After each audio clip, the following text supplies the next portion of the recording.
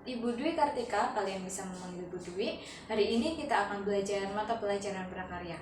Pesan Ibu, latihlah keterampilan kalian dan banyaklah membaca untuk menambah wawasan. Mari kita ikuti materi pada hari ini. Di pertemuan semester awal ini, pada mata pelajaran prakarya, Ibu akan membahas mengenai kompetensi dasar, tujuan dari pembelajaran, kemudian cakupan materi satu semester, sistem penilaian, dan sedikit cuplikan materi untuk pembelajaran awal.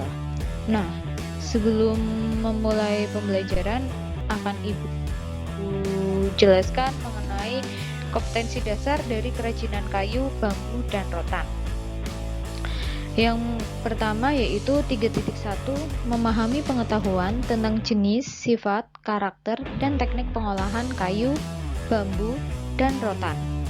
3.2, menganalisis prinsip perancangan, pembuatan, dan penyajian produk kerajinan dari bahan kayu, bambu, dan rotan yang kreatif dan inovatif.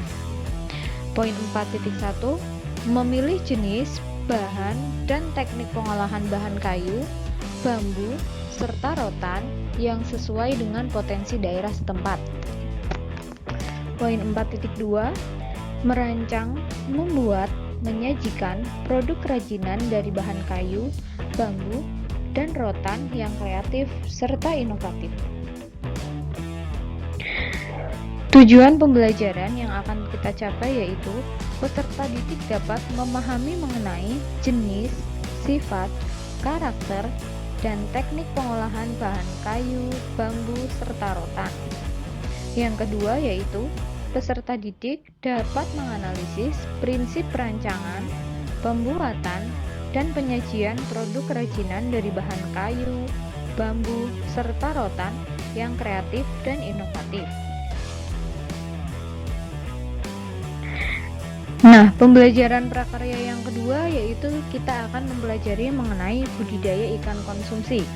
Kompetensi dasar yang akan kita pelajari yaitu pada 3.1, memahami komoditas ikan konsumsi yang dapat dikembangkan sesuai kebutuhan wilayah setempat. 3.2, memahami sarana dan peralatan untuk budidaya ikan konsumsi. 3.3, memahami tahapan budidaya atau pembesaran ikan konsumsi.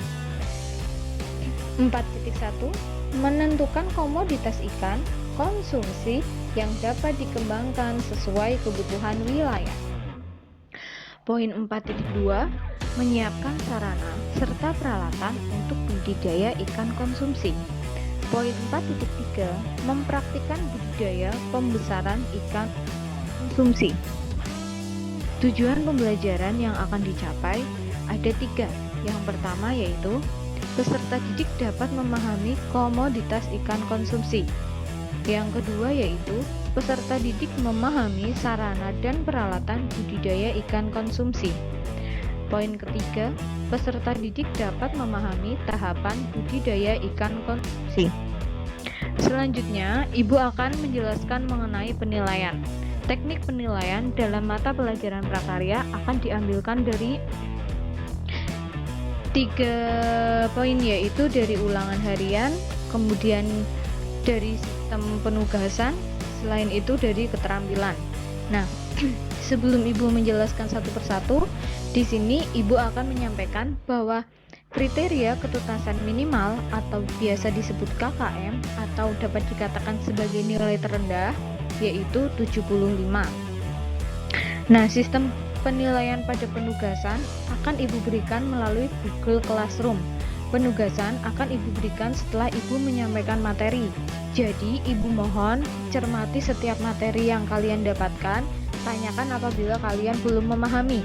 Dan Ibu juga berharap kerjasama dari kalian untuk mengumpulkan tugas tepat waktu, karena seperti yang kalian ketahui sendiri yang sudah dijelaskan oleh wali kelas bahwa setiap pengumpulan tugas yang telat akan mendapatkan potongan poin.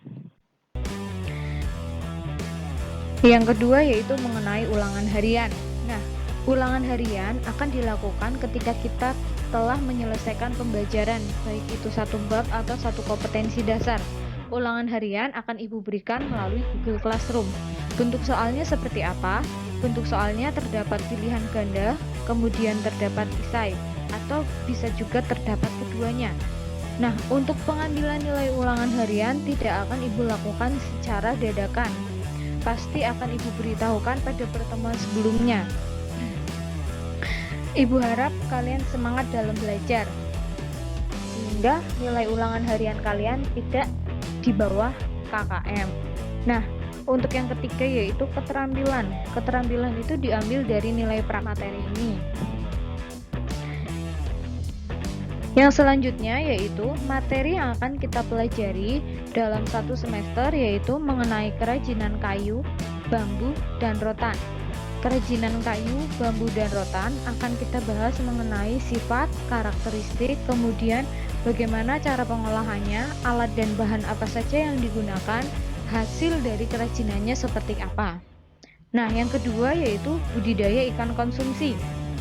Dalam belajar budidaya ikan konsumsi, kita belajar mengenai wadah dari budidaya ikan, proses pembuatan, kemudian ada desain, ada persiapan, jenis ikan apa saja yang dapat kita budidayakan yang termasuk dalam ikan konsumsi. Kemudian ada teknik tahapan budidaya konsumsi. Nah, di sini Ibu akan menyampaikan materi awal, yaitu mengenai kayu.